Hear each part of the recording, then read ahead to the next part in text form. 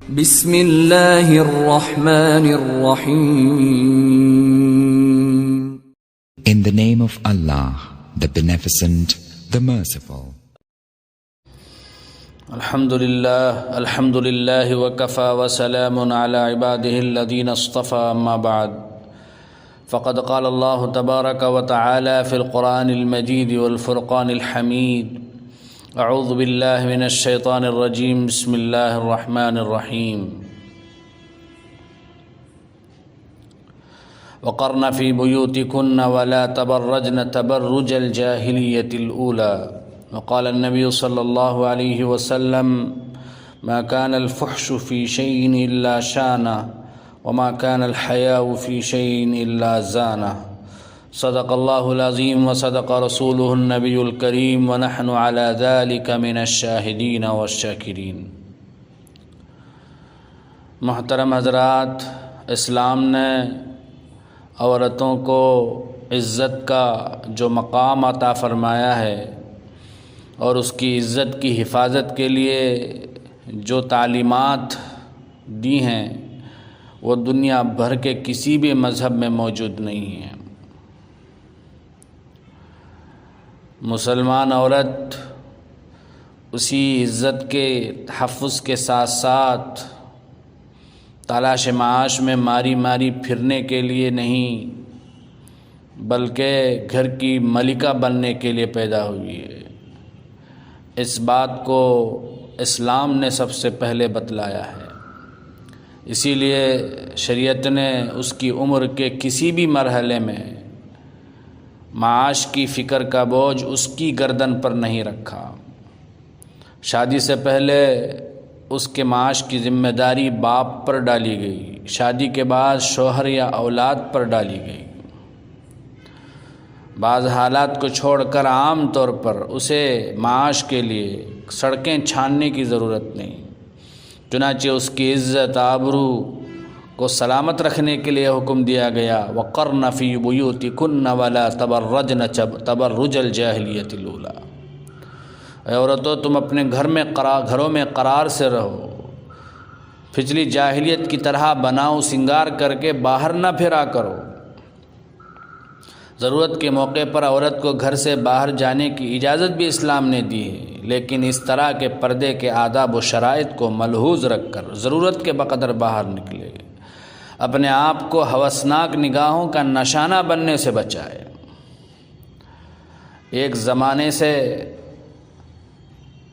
مغربی ذرائع ابلاغ کی طرف سے مسلسل یہ پروپیگنڈا کیا جا رہا ہے کہ اسلام نے عورت کو کچھ نہیں دیا، اسلام نے اس کو بنیادی حقوق سے محروم کر دیا. حالانکہ محض جھوٹ ہے، اس کی کوئی حقیقت نہیں، بلکہ حقیقت اس کے برعکس ہے.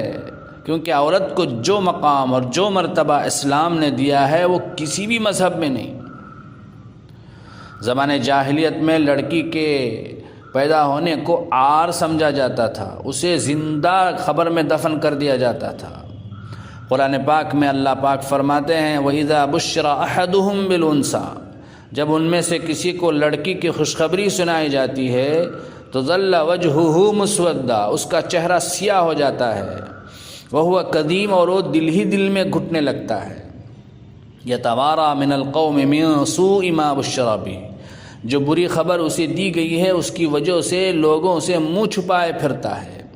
ایمسکہ علی ہون ام یدسہ فی التراب. سوچتا ہے کہ کیا اس کو ذلت و رسوائی کے ساتھ اپنے ہی پاس رکھے یا اسے زندہ درگور کر دے. الا ساء ما یحکمون. کیا ہی برے فیصلے کرتے ہیں. امام بغوی رحمۃ اللہ علیہ فرماتے ہیں عرب میں رواج عام تھا کہ جب کسی کے گھر میں بیٹی پیدا ہوتی اور اسے زندہ باقی رکھنا چاہتا تو اسے اون کا جبہ پہنا کر اونٹوں اور بکریوں کو چرانے کے لیے دور دراز بھیج دیا جاتا. اگر اسے مارنا چاہتا تو جب وہ 6 سال کی ہو جاتی تو کسی جنگل میں ایک گڑھا کھود دیتا، پھر گھر آ کر اپنی بیوی سے کہتا کہ اسے خوب اچھا لباس پہنا دو تاکہ اسے اس کے ننیحال کے سے ملائے. پھر جب اس گڑھے تک پہنچتا تو اسے کہتا کہ اس گڑھے کے اندر دیکھو. جب وہ معصوم بچی گڑھا دیکھنے کے لیے جھکتی تو یہ اسے پیچھے سے دھکا دے دیتا اور اس میں گر جاتی اور یہ اس کے اوپر مٹی ڈال دیتا. تو بزرگوں یہ تو تھا زمانے جاہلیت میں کسی عورت کا مقام کہ اس کا وجود ہی عار تصور کیا جاتا، اسے زندہ درگور کر دیا جاتا. جبکہ اسلام نے گھر میں بیٹی کی پیدائش کو برکت کا باعث قرار دیا اور اسے زندہ درگور کرنے کو حرام قرار دیا. رسول اکرم صلی اللہ علیہ وسلم کا ارشاد گرامی ہے، ان اللہ حرم علیکم عقوق الامہات ووعد البنات، اللہ نے تم پر ماؤں کی نافرمانی کرنے اور بیٹیوں کو زندہ دفن کرنے کو حرام قرار دیا ہے. بیٹی کی حیثیت سب سے اہم حیثیت ہے، اس لیے کہ یہی بیٹی آگے چل کر بہن بنتی ہے، یہی بیوی بنتی ہے، یہی ماں بنتی ہے. تو آپ صلی اللہ علیہ وسلم نے بیٹیوں کی تعلیم کی فضیلت بیان کرتے ہوئے فرمایا، من بلی من هذه البنات شیئا فاحسن الیہن کن له سترا من النار. جس شخص کو ان بیٹیوں کی وجہ سے کسی طرح آزمائش میں ڈالا جاتا ہے پھر وہ ان سے اچھائی کرتا ہے تو یہ اس کے لیے جہنم سے پردہ بن جائے گی. اس حدیث میں اچھائی سے مراد ہر قسم کی اچھائی ہے، یعنی اس کی پرورش اچھی طرح سے کرے، اس سے اچھا سلوک کرے، اچھا برتاؤ کرے، اس کی تعلیم و تربیت کا اچھے انداز سے انتظام کرے. پھر جب وہ جوان ہو جائے تو اس کی شادی کے لیے کسی اچھے پابند صوم و صلات شوہر کا انتخاب کرے. حضرت انس رضی اللہ تعالیٰ عنہ سے منقول ہے کہ رسول اکرم صلی اللہ علیہ وسلم نے فرمایا، من عال جاریتین حتی تبلغا جاء یوم القیامت انا وہوا وضم اصابعہ. جو شخص 2 لڑکیوں کی پرورش کرے یہاں تک کہ وہ بالغ ہو جائے تو وہ اور میں قیامت کے دن ایسے ہوں گے جیسی میری یہ انگلیاں ہیں. عورت اگر ماں ہو تو اسلام نے اس کے ساتھ بھی اچھا سلوک، حسن سلوک کرنے کی ترغیب دی ہے. قرآن کریم میں اللہ نے اپنے حق کے بعد سب سے پہلے ماں باپ کا حق بیان کیا ہے، پھر دوسروں کے حقوق کا تذکرہ کیا ہے اور بار بار ان سے اچھا سلوک کرنے کی تلقین فرمائی ہے.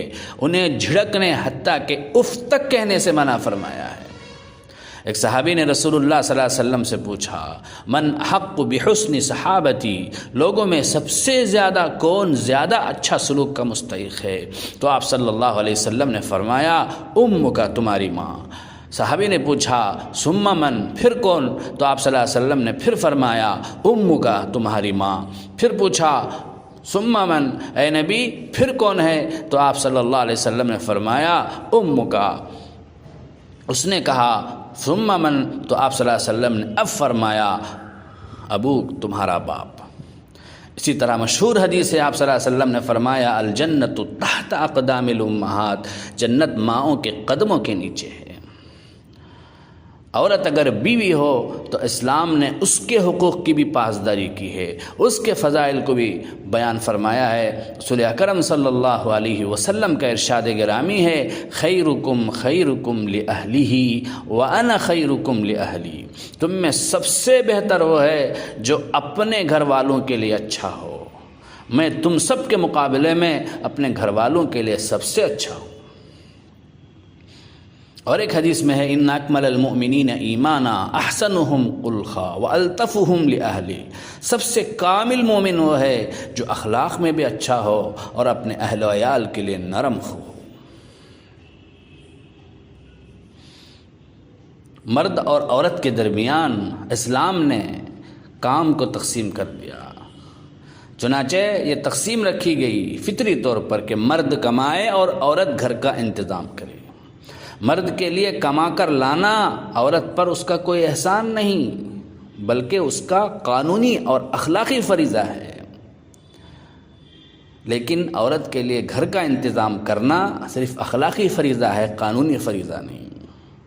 اسلام نے عورت کے امتیاز اس لیے عطا فرمایا تاکہ عورت کسب معاش کی الجھنوں میں پڑ کر سوسائٹی کی برائیوں کا سبب بننے کے بجائے گھر میں رہ کر قوم کی تعمیر کی خدمت انجام دے. بزرگوں اور دوستوں، گھر کا ماحول سوسائٹی اور معاشرے کی وہ بنیاد ہے جس پر تہذیب کی، تمدن کی پوری عمارت کھڑی ہوتی ہے. اگر یہ بنیاد خراب ہو تو اس کا فساد پورے معاشرے میں، پورے سوسائٹی میں پھیل جاتا ہے. اس کے برعکس اگر ایک مسلمان خاتون اپنے گھر کے ماحول کو سنوار کر ان نونہالوں کی صحیح تربیت کرے جنہیں آگے چل کر ذمہ داری اٹھانی ہے تو سارا معاشرہ سنور جاتا ہے۔ اس طرح مرد اور عورت کی عزت اور آبرو کا پورا تحفظ ہو جاتا ہے، اور دوسری طرف ایک ایسا صاف ستھرا گھریلو نظام وجود میں آتا ہے جو پورے معاشرے کی پاکیزگی کا ضامن بن سکتا ہے۔ یہ ہے اسلام کا امتیاز۔ لیکن دوسری طرف مغربی تہذیب کو دیکھا جائے تو بالکل اس کے برعکس نتیجہ ہمارے سامنے آتا ہے۔ جب مغرب میں تمام اخلاقی اقدار سے آزادی کی ہوا چلی تو عورتوں کو یہ پٹی پڑھائی گئی کہ تم اب تک گھر کی چار دیواری میں قید رہی، اب آزادی کا دور ہے، اب تمہیں اس قید سے باہر آ کر زندگی کے ہر کام میں حصہ لینا چاہیے۔ اب تک تمہیں حکومت اور سیاست کے ایوانوں سے محروم رکھا گیا، اب تم باہر آ کر زندگی کی جد و جہد میں برابر کا حصہ لو تو دنیا بھر کے سارے اعزازات، اونچے اونچے عہدے، اونچے اونچے منصب تمہارے لیے منتظر ہیں۔ عورت بیچاری ان دل فریب نعروں سے متاثر ہو کر گھر سے باہر آ گئی، اور ان پروپیگنڈوں کے ذریعے سے شور مچا کر عورت کو یہ باور کرایا گیا کہ اسے صدیوں غلامی کی آزادی کے بعد، صدیوں غلامی کے بعد آج آزادی ملی ہے۔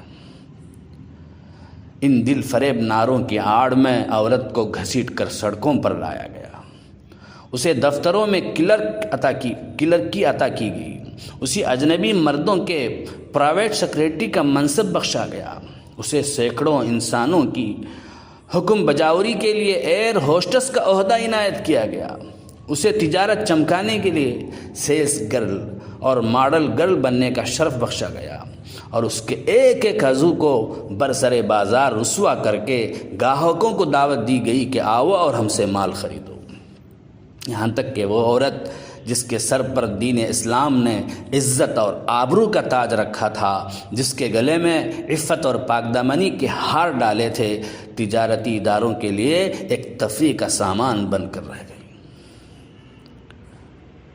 پروپیگنڈے کی قوتوں نے یہ عجیب و غریب فلسفہ لوگوں کے ذہنوں پر مسلط کر دیا کہ عورت اگر اپنے گھر میں اپنے اور اپنے شوہر، اپنے ماں باپ، بہن بھائیوں اور اولاد کے لیے خانہ داری کا انتظام کرے تو یہ قلت ہے، یہ قید ہے، یہ ذلت ہے، یہ آزادی کے خلاف ہے۔ لیکن وہی عورت اجنبی مردوں کے لیے کھانا پکائے، ان کے کمروں کی صفائی کرے، ہوٹلوں اور جہازوں میں ان کی میزبانی کرے، دکانوں پر اپنی مسکراہٹوں سے گاہکوں کو متوجہ کرے، دفتروں میں اپنے آفیسروں کی ناز برداری کرے، تو یہ آزادی ہے اور یہ عزت ہے۔ پھر ستم ظریفی کی انتہا یہ ہے کہ عورت معاش کی کمائی کے لیے 8 گھنٹے کی ایک سخت اور ذلت آمیز ڈیوٹیاں ادا کرنے کے باوجود اپنے گھر کے کام دھندوں سے اب بھی فارغ نہیں، گھر کے تمام خدمات آج بھی پہلے کی طرح اسی کے ذمے ہیں۔ تو بزرگوں اور دوستو، یہ ہیں مغربی تہذیب پر چلنے کے خطرناک نتائج۔